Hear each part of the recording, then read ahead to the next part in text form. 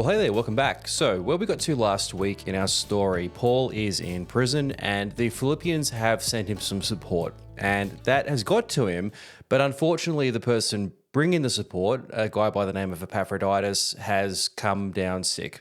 We don't know with what, but from Paul's report, he was pretty much as good as dead. They all thought he was on his deathbed, and that would make sense. There are plenty of killer diseases back in the ancient world, and dying from disease was pretty common. Most people die from disease, so that wouldn't have come as a surprise, but nevertheless, it was a pretty bad situation that Paul had found himself in, and certainly Epaphroditus. So anyway, the Philippians, they hadn't heard that. They'd sent him with all of that support, and then he hadn't returned. It was certainly not by the time they would have expected him to. And so they've got worried. They don't know what's going on. Has he run off with the money? Has he fallen ill? We just don't know. Has he got lost on the way? Have pirates taken out the ship? Who knows? Anything is possible. And so they've sent a follow-up letter to say, hey, we sent you all that support, and Epaphroditus, haven't heard anything, what's going on?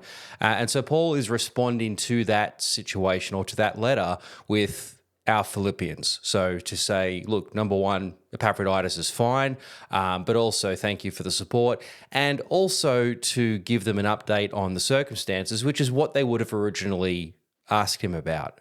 They're good friends, but the relationship, as we saw last week, is one almost of a business partnership.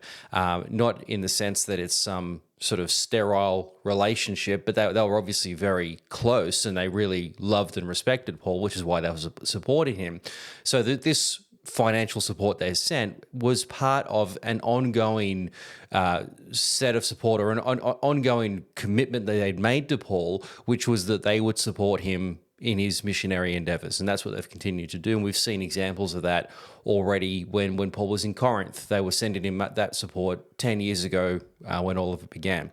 So this is something that's been going on for a while now, and that's what Philippians is ultimately responding to, which is this situation that had been initiated with them sending that support in the first place. And so what Paul sends back to them is Philippians, and what he's sending specifically is a letter of friendship. Now, there are different types of letters in the ancient world, as there are today. When we don't really send letters anymore. Maybe you do, I certainly don't, but we might send emails, and there's different types of emails, different types of correspondence. You can have a more formal sort of, when you're writing to a colleague at work and you're updating them about a certain situation at work, or you're requesting them to do something. In the same way, you've got letters in the ancient world that serve different purposes. And what we find through Paul's letters are these different styles of letters. And so you've got examples where you send instruction, or you sort of encourage or instruct people to certain behaviors. And so 1 Corinthians is a great example of this, where Paul is writing to that church to say to them, hey, guys, whatever, all this stuff you're doing, stop it. This is what you need to be doing instead. And so it's almost a letter of rebuke, but really it's meant to be a letter of encouragement, or a letter of instruction to do better, to certainly behave better. You've got letters of recommendation, and in the same way we would have in today. If you're going for a job interview, you want letters of recommendation. You want people that know you in a professional context or a personal context, and just as a recommendation from somebody who is known, somebody who's trustworthy, who can write on your behalf and introduce you and say, hey, you don't know who this person is, but trust me, they're a person that you want to get to know, whether a person you can have come and work for you, whatever the circumstance might be. So a good example of this is Philemon. Philemon is a letter of recommendation. It's a letter of endorsement of this slave, Onesimus, who has left or has come to be with Paul through whatever the circumstances are. Well, we might look at that letter on another occasion. But what Paul is writing back to is to his master, to Philemon, to say, hey, whatever this kid's done, forgive him, because he's come good. The circumstances have changed. And so it's a letter written on behalf of Onesimus. And so that's another type of letter. And this type of letter that we're talking about here in Philippians is a letter of friendship. And what that means is, like the name would suggest, it's a letter written between friends. It's a correspondence between two acquaintances. And we get plenty of examples of this in the ancient world. We got whole collections of these sorts of letters of just writings between friends, like pen pals, people that are writing that are separated by a distance, and just to simply update them on what their circumstances are, maybe to answer queries that they've sent in a previous letter, but just to keep the relationship alive, just to keep the communication alive. Remembering this is a time, of course, before text messages and before emails and before any sort of digital correspondence that we have, where it really was about letters, and there was a lot of time between these letters being sent. And so what you're doing is you're maintaining the relationship as any friendship would naturally do. Now, the thing about letters is that this was really an art form. When you go to school, for the very few people that actually had an education, one of the things that you learn is to actually write letters. There's different styles there's different letter types, and again, it really was an art form. People that wrote letters wrote them very, very well. These are really rhetorical masterpieces in each of these, and there's something to be very proud of. And in a way, if you're a highly educated person, it's another way to sort of show off the fact that you're educated. Not just the fact that you can write in the first place, the fact that you're literate, but you can write in a really articulate way. I can't remember, I think it might have been Cicero. There's a great example where he's writing to a friend and he's saying, I'm sorry that my style is so vulgar. I'm sorry that my style is so just common, that I'm not writing to you as professionally as I normally do. I'm just writing this letter quickly just to inform you of what's going on, but it's not polished the way that I normally would write, because you actually would expect other people to read these letters. These aren't private correspondence. In fact, what would happen would be that you would write the letter to your friend or to whatever the circumstance is, and then you'd write a copy of it. You would actually make two copies, one to the person you're sending it to, but one to keep for yourself. And later on, what you'll end up doing is publishing these. And so again, the reason we have letters from the ancient world is because the people that wrote them were so proud of them that they published them. They actually put collections together and published them. And, all these private correspondence, they're very happy to put that out into to other readers to show off their rhetorical styles, or show off how good they are at writing. And so these letters are masterpieces. They're very, very good pieces of literature, and that were written with the intention long-term of actually being published. And so, in fact, that's probably why we have letters from Paul. If you think about it, the letter that was sent to the Philippians ended up in Philippi, and then who knows what happened to it? Who tracked it down to then later on make copies of it that eventually became our New Testament? Like, where did these letters come from? How did we gather them? Think about Paul sending letters all over the Mediterranean. Did somebody go around and gather them all up to canonize at a later point? Well, what initially would have happened would be that they would have been copied and they would have been, sort of transmitted over time into the different places. But again, who's going to be tracking all of these down? In fact, probably what happened was that Paul did the same practice. He probably made a copy for himself as almost as a written record of what he'd sent to these churches. But because these letters were so good and so valuable and so much time had been spent in constructing them, that he would have probably had his own copies of them as well. He probably had a portfolio of letters that he had written to the various churches. And Paul would have written many more letters than we have.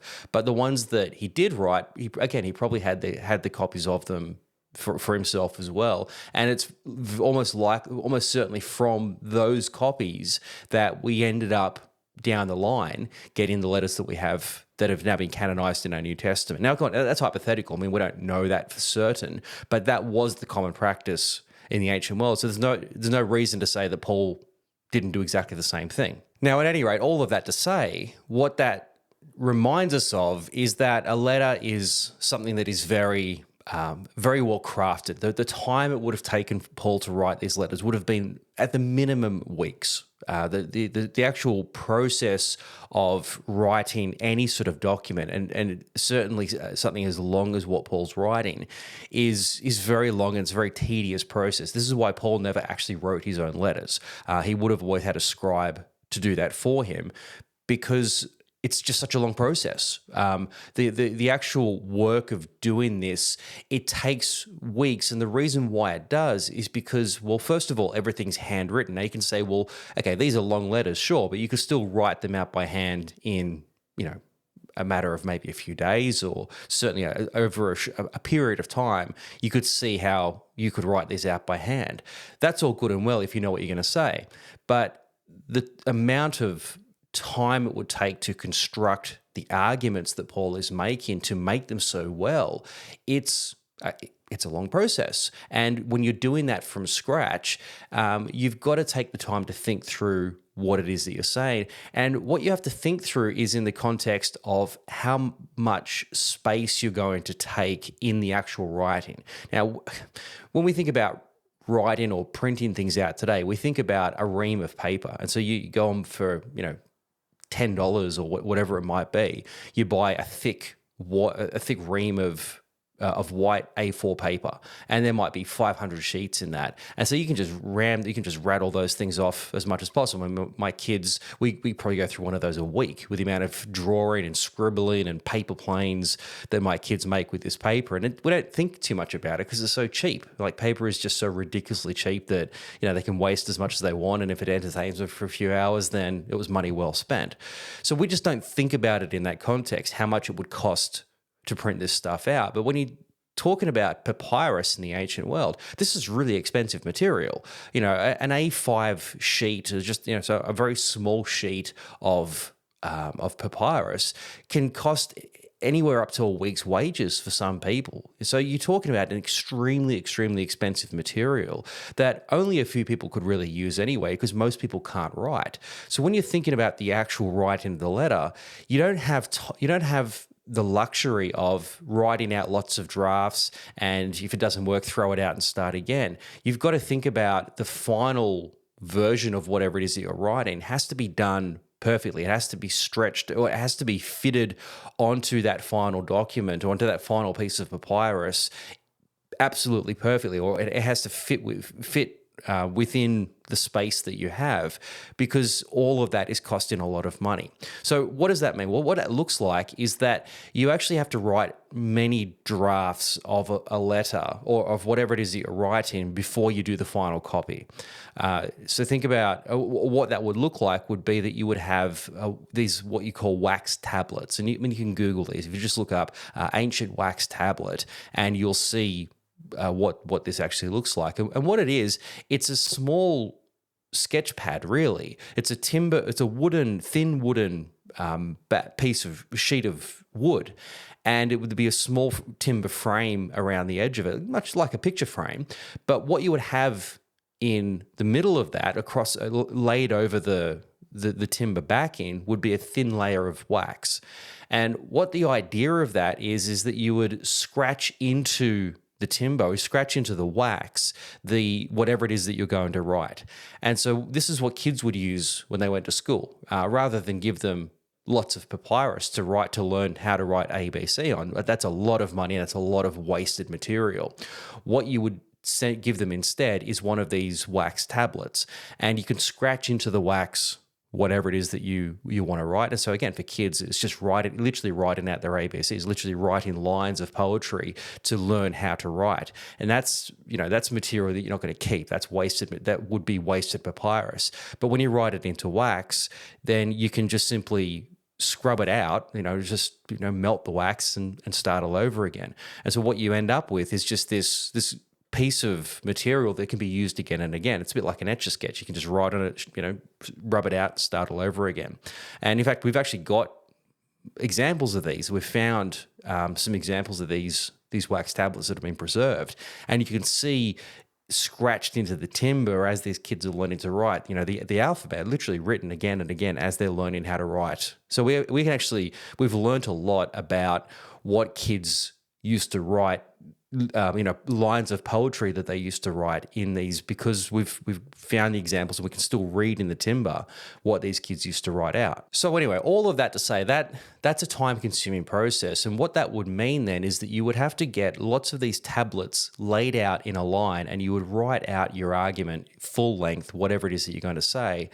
And then you would, first of all, make sure it fits, but secondly, make sure that it works. And so what Paul would have would be a basic framework of what it is that he's trying to say. So think about a letter like Romans or even 1 Corinthians, 16 chapters, which these are long texts, and they're especially long when you consider that when you compare them to letters from the ancient world.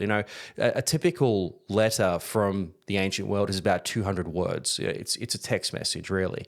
It's a very, very short note, and it would have been written on a very small piece of papyrus. Again, because it was such an expensive material, you write it on the smallest piece that you can find because that costs money. So you write very short. You really, no more than a postcard size of a letter. You keep it brief because, again, you don't want to spend all of that money on the material. So when Paul's writing out his letters, they're extraordinarily long by ancient standards, by any standards really. These are extraordinary lengths of letters. And they're constructing a very long argument, which means that that's going to take time. Paul didn't just sit down and start with Paul, an apostle of Jesus Christ, and then just write until he gets to the end of chapter 16. He has to think through how he's going to construct this argument. Now, he would have an idea in his mind of what that would look like, maybe have a few notes of a framework that he could use, and he would certainly have his own personal notebook of his favorite scriptures and different ideas and different, just different things he might say to somebody in a certain situation. But it's not a fully formulated argument. That's not constructed yet. And so when he comes to sit down to write, he has to actually think through what he's going to say to construct the best possible argument. And in order to do that, you need to write it out to see it. You actually need to put it down onto paper to see how that thing's going to work out, and if it is even going to work, and if it does work, is it going to fit? How much papyrus are we going to need for this? And so you would get a whole lot of these wax tablets, and you would lay them out, and you write the argument out, and then you can actually see it. You can see what works, or if you can get to the end of a certain amount of wax tablets, which would be measured out to the length of a piece of papyrus, you would write all of that out, and when you get to the end, you could see, does it fit? And if it doesn't, what do we need to take out? Or does that argument work, or does it need to be in there? It's like when you're writing anything long, you need to actually just put a draft out to see if it's going to work. Now, of course, with a computer, it's easy. You can just delete whatever doesn't work. You can shuffle things around. But in this case, you've got to do that manually. So you do that with all of these wax tablets. And when you're happy with it, and it wouldn't just have even been Paul writing these. Think about guys like Timothy and Silas. When Paul's greeting them, he says, Timothy and Silas send their greetings.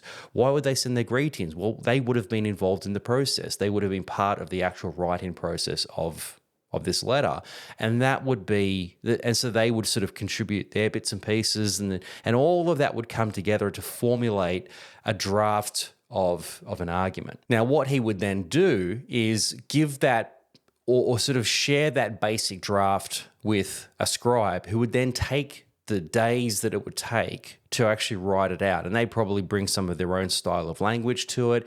And you combine all of that together, and what you get is a first draft. And again, Paul wouldn't be the one to write that. He's too busy preaching. He's out there doing the work of evangelizing. He needs somebody else to take the days to do that. And so he'd get a scribe to write this out. In fact, we actually meet one of these scribes. It's really quite funny. When Paul writes to the Romans, so Romans chapter 16, right at the end of the letter, there's this little greeting from a guy by the name of Tertius. So he says, I, Tertius, who wrote this letter down, send you greetings. And you go, well, who's Tertius? Is that like Paul's last name or something? Well, no. Tertius actually would have been the scribe. So when Paul was in Corinth, where he writes Romans from, he would have employed a scribe from Corinth, and his name was Tertius. And so the fact that Tertius actually writes his name down in the letter would suggest that he's probably a Christian, right? He's probably got an affiliation with the church. Now, in different circumstances, Paul would have just got a scribe that he would have maybe worked with before, someone he trusted, but not necessarily part of the Christian community, but this guy Tertius seems to be. So just an interesting little reference that we have there. But at any rate, you get somebody else to do that work for you, because again, that's time consuming, and you need somebody who's trained to do that. It's a professional, it is a profession, a professional scribe, somebody who's educated and literate enough to do that. So that person would be given, they create this draft, and then you go over and you go, okay, let's have a look at it, and you work through it, and you go, yep, I'm happy with that, or maybe make some adjustments here. And so then you would sort of, make your whatever changes you want to make, and then the scribe would go and make those changes. Again, working in these wax tablets, maybe rub a bit out here or add a new tablet over here, whatever needs to happen. And so this could go back and forward several times until you're really happy with the structure of the argument that you're trying to make. And eventually, after a number of versions of this, you come to a point where you're happy with what it is that you've created. So then you've got to write it down. Now we've actually got to write this letter out so that, well, it's publishable, so that it's actually on material that we can send, which is in this case is papyrus. And that's a time-consuming process because everything is handwritten. And what you're going to have to then do is to sit there and take all of those tablets and then copy them into this final piece. Now, that's a very long sheet of papyrus. In fact, the reason why, if you think about Luke and Acts, for example, Luke and Acts are these two very long documents, but they're actually telling one story. So Luke, it's like a part 1 and part 2. Why are they in part 1 and part 2? Is because the length of part of each of them is the maximum length that you would have from a piece of papyrus. Otherwise, it just gets too big, it's too long. Papyrus is just a grass. It's a grass that grows along the Nile in Egypt. And what you do with it is that you cut these long, think about, it's like a fern sort of thing. You get these long strips of this papyrus and you sort of peel them off, and they're very sort of liquidy, a lot of sap in them. And what you then do is you lay strips of these together horizontally, and then over the top of that you lay more strips vertically, and then over the top of that you lay more strips horizontally again, and you sort of beat them into place. Because of all the sap and all the liquid, it all sort of blends together and acts like a glue, and so that binds these 3 layers together. And what you're then left with is this piece of papyrus. You put it out in the sun to dry. It's in Egypt. It's very hot, a lot of sun there, so it dries it all out. And then what you get is a pumice stone, and you run it along the horizontal strips of the top layer. And that's the writing surface. The back is very rough. You can't really write on that, but the top has been smoothed out. And so when you're writing, you're literally writing along the grain of the papyrus rather than writing across it, which would be quite hard. You actually flow with the length of the papyrus. And so that just becomes simply your writing material. But what you've got to, for this scribe, you've got to be working literally with a scroll, working with it across your legs. You don't really work on tables, you work with it across your legs. And you've got to make your own pens, you've got to make your own ink. Every part of the process is time consuming. And you are literally dealing with pen and ink. You're not dealing with just a biro like we have today. You've dipping the pen into the ink and then writing a bit and dipping it, and all of that. It's all very time consuming, this process. And so that could take weeks, it could take months for one of these things to be constructed. And so all of that by way of introduction, which is that when you're writing these letters, these are a masterpiece. There's a lot of work, there's time and money that goes into the construction of one of these. And so when you're writing them, you put in a lot of effort in. And so you to actually, to even be able to write one of these in the first place is really, it's a particular skill that you have. I mean, even if you can write, you may not necessarily be a skilled letter writer. It's literally a discipline that you learn as a part of your rhetorical training, as so very few people have that skill. So to be able to even do this in the first place is a very unique thing. So when we're looking at Paul's letters, we've got to keep that in mind. These are art. This is really an art form of what we're dealing with here. They're not just theological documents that were just written by Paul just in passing. He really put a lot of effort into it. But at the same time, they're also written directly to situations that require their use. The crazy thing we need to keep in mind is that if Paul's churches were perfect, we'd probably never hear from Paul. We wouldn't really know he existed unless Luke talked about him in Acts. But it's the fact that his churches had problems that we actually know something from him because we have these letters. Paul was only writing to respond to circumstances that were going on in his churches. And so the fact that we have letters in the first place is simply because there were some problems that Paul was responding to. So when he's writing to them, he's writing these letters, which aren't just simply for the purpose of saying, "Hey, how you going? Thinking about you. Thought I'd just send you a line." No, these are well-constructed arguments that are written to deal with particular circumstances. Now, that actually brings us to another important feature of what these letters are, which is that they're written to be speeches.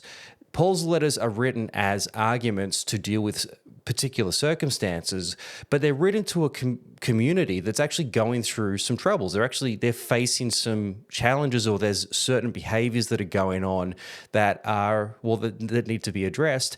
And so when Paul's writing to them, he's writing to them to respond to these particular circumstances. And so what he's actually writing to them is an argument. He's writing to them information that they need to hear and understand, and then respond and do something different. Now, the problem with writing a letter is that most people can't read it.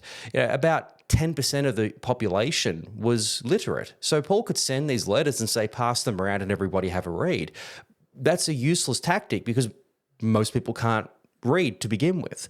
So what they need, or the way that they need to be communicated, is they need to be read aloud. So when Paul writes a letter, what he's actually writing is a speech, which in part is why they're so long. These are extraordinarily long letters, but they're written as these very well-constructed arguments. And it's a key thing to remember when we're reading Paul's letters, is that they're not meant to be read piecemeal. They didn't have the chapters and verses in the original form. All they were was just one long argument. And so in order to understand, say, Romans 15, you have to understand Romans 1, because all of it works together. When we read in Philippians, when we read Philippians 4, we can only make sense of Philippians 4 if we understand Philippians 1. They're written to be read aloud, and they're written to be heard by the audience over a period of time, over whatever time it takes to actually read them out. So they're written to be speeches. They're written to be read aloud. And so when these letters are first delivered to the churches, they're delivered by somebody who is probably somebody who's actually been involved in the writing of them, but certainly somebody who's familiar with the content, who then goes to the church and delivers them as a sermon. And so as a part of the meal, when they get together for church, they have a meal. And then after the meal, they have the worship time, they have the teaching time, whatever the practices of that particular church are, the spiritual practices, as I guess, that's all happening after the meal. And if there's a letter from Paul, that's when it's going to be read out. It's read out to the whole group that's gathered together at that particular time. And so you have to imagine these as being read out by somebody who's up in front of the group, and not just read out in some monotone voice, here's holding the scroll in front of them and just reading in a very dull voice, Paul, an apostle. No, they weren't read in that way. These would have been performed. The person reading it out would have been a trained orator, or certainly somebody who, one can read, which in and of itself is a skill, which would lend itself to the ability to be able to speak as well. And so you would read these letters out to the audience and people would hear them. They'd experience them. In fact, the really good orators, the really well-trained ones, would memorize them. They wouldn't even need the notes. They would actually have them memorized and could perform them. If you closed your eyes, you could almost imagine Paul was in the room. And so these are very engaging letters and very engaging activities that are happening, that people are really experiencing them. In fact, this is how really all reading was done. The idea of quietly reading and reading the words off a sheet of papyrus, that actually wasn't as common as having somebody read out for you. So the practice of reading is to actually hear us, to experience whatever it is that you're reading, or whatever it is you're engaging with. In fact, if you're a wealthy person, you've probably got a slave who can do that for you. Somebody who's trained, maybe you've actually trained them to be literate, who can then read out for you whatever correspondence. And so that's actually the preferred way to get information. Remember, this is still an oral culture. This is a culture where most people can't read. And so information is transmitted by speech. It's transmitted by orators. And so that's no different even for the elite. Just because you can read doesn't mean that that's your preferred way of getting information. Actually, mostly it's going to be done in like an audiobook. You can sit down and read it, or you can just have it read out for you and take the information in that way. So that's how Paul's letters are meant to be understood. And now, of course, that doesn't mean that that's how we need to hear them. Of course, we would sit down and we would read our Bibles, but we need to keep in mind that when we do read them, they need to be understood as a whole piece, as an entire argument from start to finish, and that one part only makes sense in light of everything that's gone before it and often everything that's going to come after it. All right, well, that was a much longer introduction than I had planned to originally share. Hopefully that was helpful.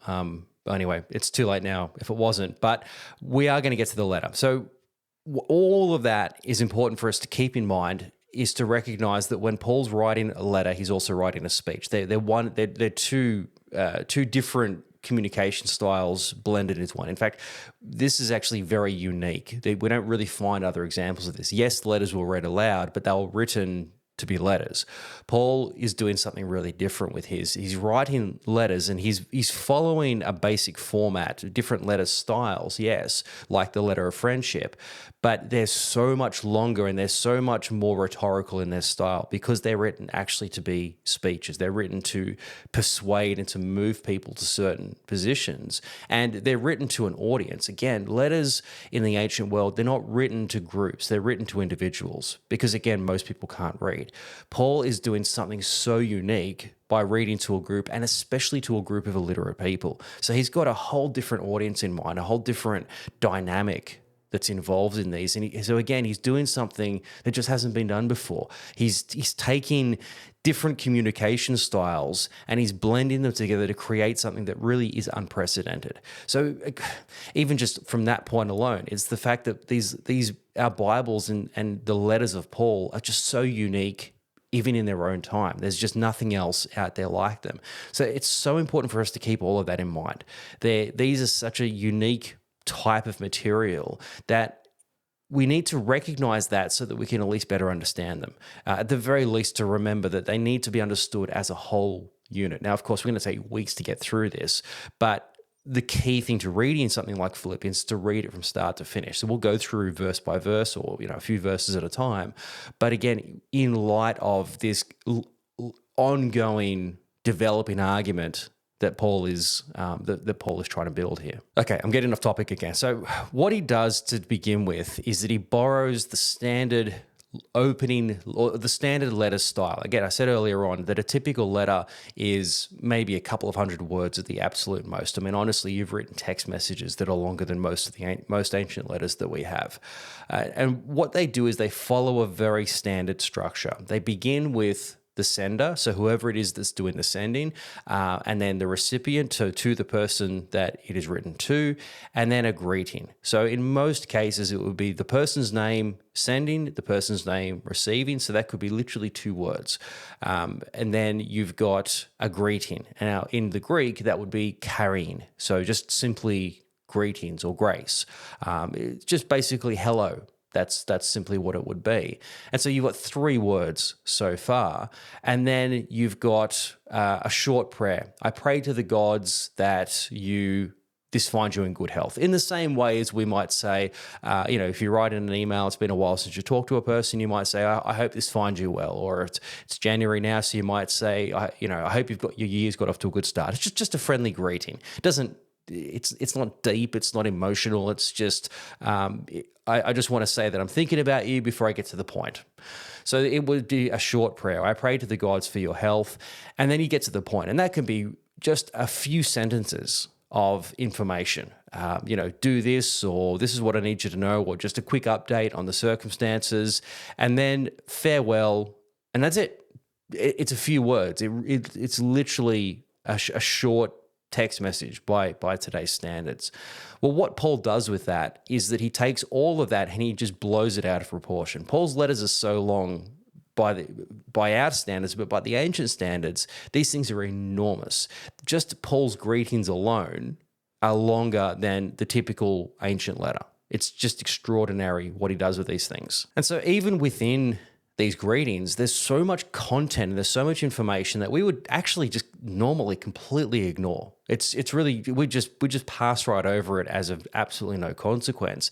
And yet what Paul does with these is so informative for just helping us to understand who he is and what the circumstances are, and the way that he tailors each of these opening greetings to his particular audience is really quite unique. It gives us so much insight already into what is going to be addressed or whatever it is that's going on in the letter. So he begins Philippians with Paul and Timothy, servants of Christ Jesus. Now, already that's longer than the opening greetings of most ancient letters. Those 5 words there is already longer than most. But you've got Paul and Timothy. It's not just Paul the one sending it. Timothy's also there as well. So Timothy's there with Paul in prison, probably in Rome, and probably Timothy has been involved in the construction of this letter. Timothy is originally, or Timothy would have known the Philippians because when Paul first met Timothy, it was before he went over to Philippi, and so Timothy was there accompanying him when he was first there. So in fact, one of the first church planting experiences that Timothy would have had would have been in Philippi, and so there would have been something of a relationship there. There would have, that was he certainly knew the Philippians, and so he's been involved in some capacity in the writing of this letter. But then he says servants of Christ Jesus. He actually introduces himself and sort of gives his credentials for writing this.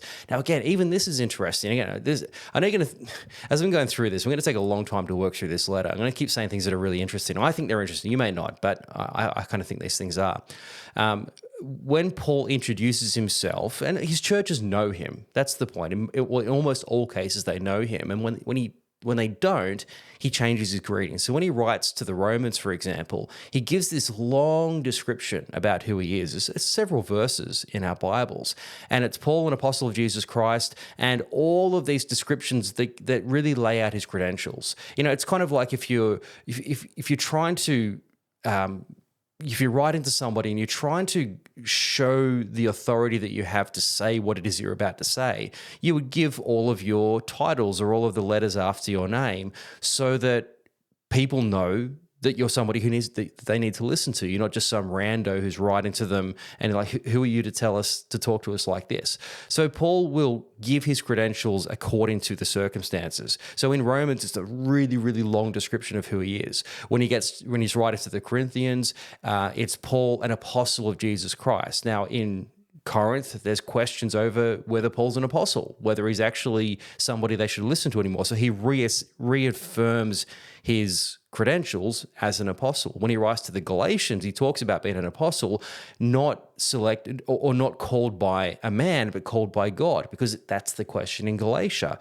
Is Paul just some man-made apostle, or is he actually called by Jesus? And so he reaffirms that in these greetings. So then it's interesting to note when he writes to the Philippians that he doesn't do any of this. He just simply says servants of Jesus Christ, because they know who he is. There's no questions about Paul's authority. There's no questions about who he is and whether they should listen to him. They're sending him money. They obviously trust him. So he doesn't need to prove himself to these people. So when he's writing to the Philippians, it's really unique. He can really just sort of let his hair down a little bit and just go, we're just servants. Just like you, we're just here to do the will of God. And I don't need to prove anything to you because, well, you trust me and we're on good terms. So really basic, down-to-earth sort of greeting, because that's all that's necessary when you write into the Philippians. So that's your sender, which is normally just one name. In this case, it's 2 names and a description. So already we're going much longer than what you would normally get in a typical letter. And then you've got the recipients. Again, this would just normally be somebody's name. But for Paul, he just extends this out into all sorts of different lengths. And so he says, to all of God's holy people in Christ Jesus at Philippi, together with the overseers and deacons, grace and peace to you from God our Father and the Lord Jesus Christ. All right, so not just to the Philippians, but to God's holy people in Philippi. All right, so there's long description. It's almost just sort of a reminder to them, without needing to say, hey, you guys are supposed to be holy. He doesn't need to stress that to them, but it's just a nice way of putting that up front to all the holy people. There's still this expectation over you. So you are the holy ones that are in Philippi.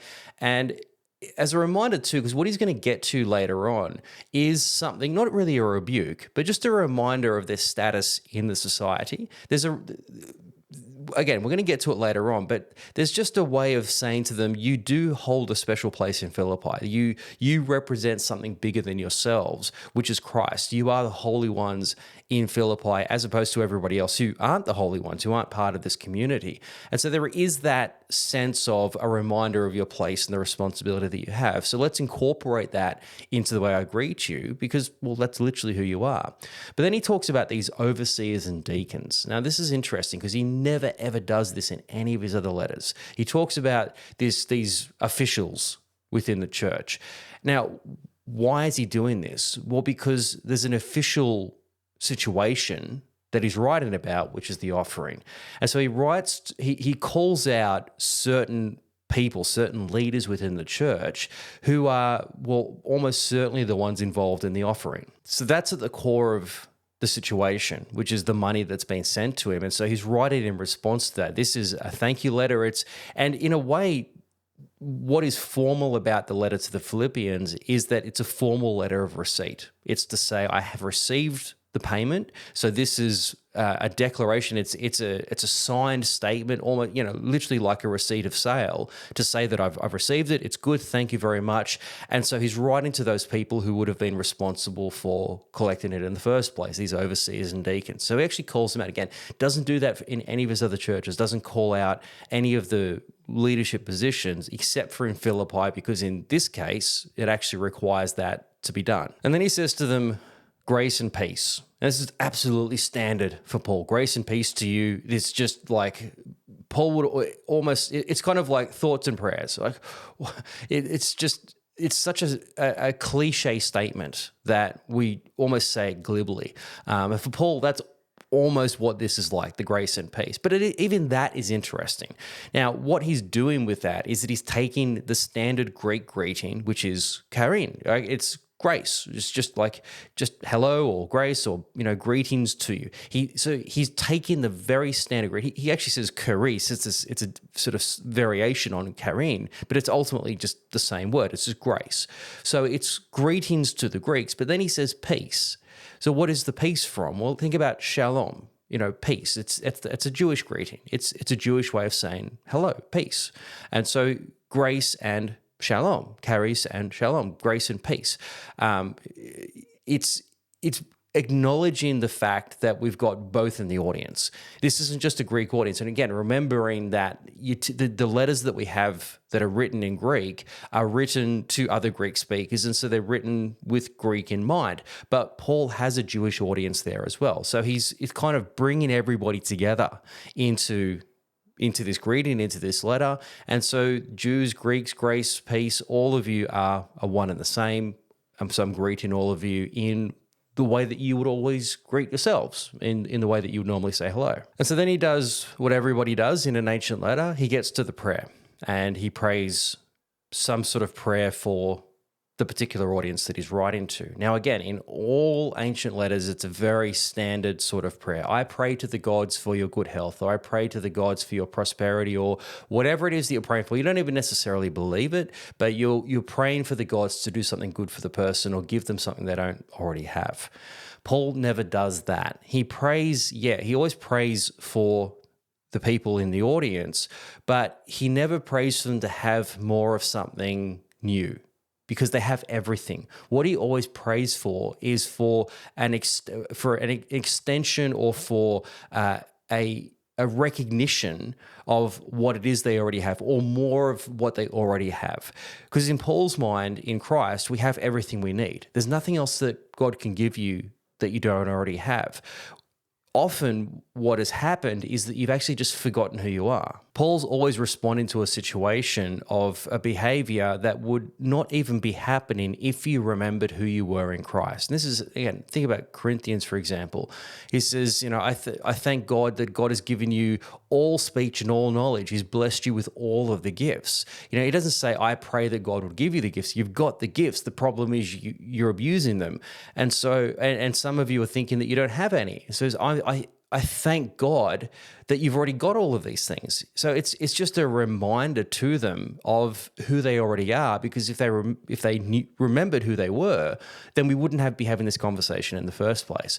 And so for Paul, his prayers always come back to a thankfulness. I pray to God for more of the same of what you've already got, and certainly not for anything new, because again, there's nothing you don't have, or there's nothing God can give you that you don't already have. And so he says in verse 3, I thank my God every time I remember you. In all my prayers for all of you, I always pray with you because of your partnership in the gospel from the first day until now. So whatever Paul prays for tends to be what the letter's going to be about. It's almost like a table of contents, or almost like an abstract of what's to come. And so it would make sense that the first thing that Paul is going to talk about is the partnership they have, because that's exactly what has brought this letter about in the first place. It's about their fulfillment of the partnership, but something has gone wrong in the process. So his first thing is not to say, I pray that God will do these things for you. It's no, I thank God for you. And specifically what I thank him for is our partnership, that koinonia that we talked about last week, which is this business partnership that they've entered into.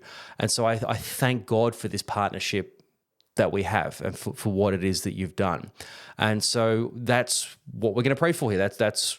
That's what all of this is about. So I thank God for that. But then he says in verse 6, being confident of this, that he who began a good work in you will carry it on to completion until the day of Christ Jesus. It is right for me to feel this way about all of you, since I have you in my heart, and whether I'm in chains or defending or confirming the gospel, all of you sharing God's grace with me. God can testify how I long for all of you with the affection of Christ Jesus. So the thing to always keep in mind throughout all of this letter is that Paul doesn't know what's going to happen to him tomorrow. He's in a Roman prison, and at any point, he could be brought up for trial and he could be dead. He does not know how it's going to turn out for him. It could happen by the end of the day. He may not get to finish this letter.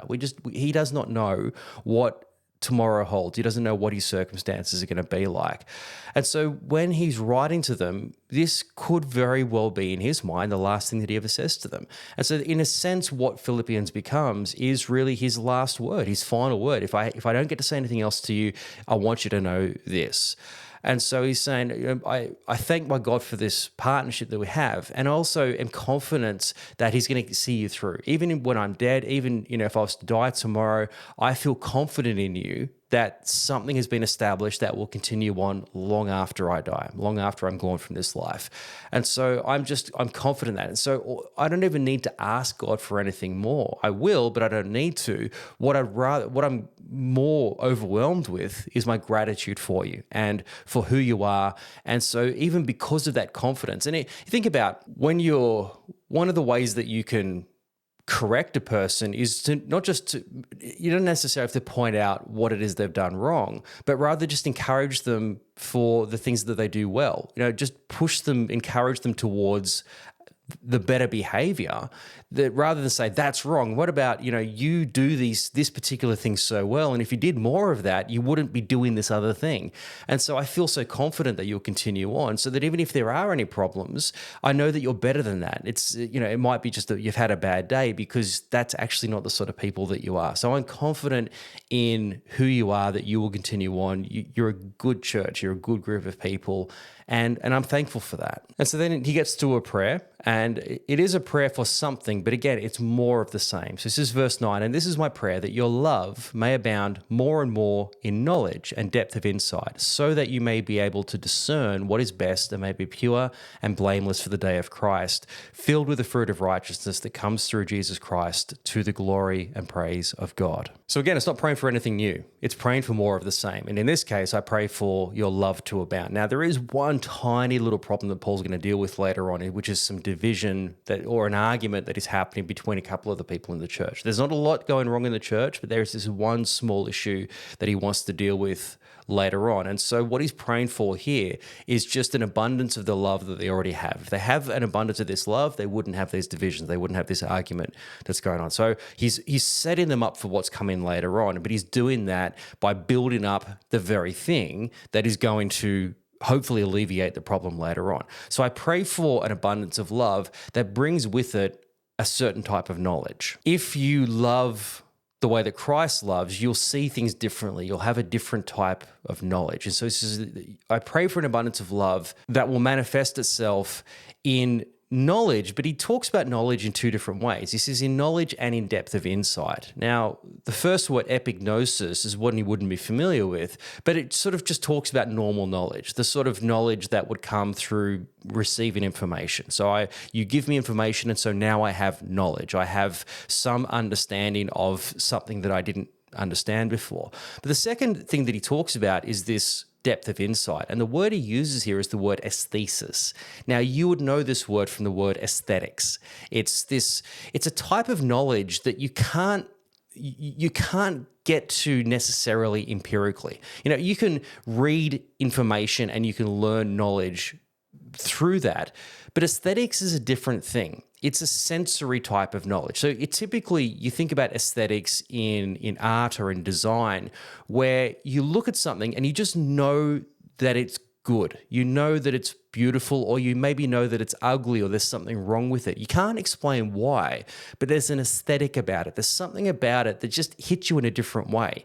Again, it's not empirical. You can look at a piece of art and you may know nothing about art, but you know that it's beautiful. There's something about it that is really attractive. And again, you don't know, you may not know anything about the technicalities of artwork or the structure of art or whatever that, you can hear me. I don't know anything about it. But sometimes you see art and you go, that's beautiful. I can't tell you why it is, but I just know that that's beautiful. There's something, it hits me in a sensory way. It hits me in a way that I can't put words to, I can't fathom or rationalize. That's aesthetics. And so what Paul's describing here is a type of knowledge that, again, you can't get to empirically. You get to it by feel. It just feels right. And so you can talk about, particularly in today's political discourse, somebody will say to you, it's true about that this thing is this way. This particular thing I'm telling you, this is truth. And you go, all right, you can say that, and you can even maybe rally some sort of evidence that maybe supports that maybe there's some truth in that, but it doesn't feel right. It doesn't feel true. It doesn't instinctively hit me. There's something that just doesn't, I don't agree with you, and I can't even tell you why I don't agree with you. So what Paul is praying for here isn't just knowledge, the truth that comes through knowledge, but the truth that comes by it feels right as well. And so what he wants ultimately, looking ahead into this community, is that I want you to have a love, an abundance of the love of God, but what will come with that isn't just knowledge of the truth, knowledge of God, but you'll feel truth as well. You'll look at the situation and you'll feel it in a way that you know what is the best way to respond. And the result of this, he says, is that you will then be able to discern what is right. You'll be able to discern the best way forward in these circumstances. And particularly within relationships, there's the knowledge of the situation. Now, I'm a very practical sort of person, and so sometimes quite blunt in the way that I deal with relationships. And so I can know that something is true about a situation, but that's not going to help the situation. You need to feel it as well. You need to have the empathy of the situation as well. So even though you can know what is the right thing to do in a circumstance, sometimes it isn't necessarily the right way. Sometimes it needs to be felt as well. And so what Paul wants is both of these working together. That comes through the knowledge of God, but that sensory discernment that comes from the love of God as well, so that you'll know what the best way forward is. And this is going to be generally true for all circumstances, but there's one in particular that Paul wants to deal with later on, that he wants them to be fully alert for, fully tuned in for, so that they know the absolute best way to deal with this particular circumstance. So that's Paul's prayer. It's not, I pray for something you haven't already got. He says, I just pray for more of the thing that you need to deal with whatever it is that I'm going to deal with later on. And so it gives us sort of a taste of what is to come. It sets us up for what will be dealt with later on. So that's Paul's opening greetings, and already he's written more than what you would get in a typical ancient letter. This is already blowing out of all proportion. So what he's going to get to next is effectively the speech component. It's all right, now we need to talk about the circumstances and all the stuff. So that's what we're going to move into next week. We're going to look at, first of all, Paul just explaining his circumstances, just as keep them updated as to what's actually going on, which is what their original concern was. Paul, we heard you're in prison. Are you okay? So Paul's first question that he needs to deal with is the question, are you okay? And that's what he's going to deal with. So we'll look at that next week, but otherwise have a great week. And I look forward to seeing you next week. All the best.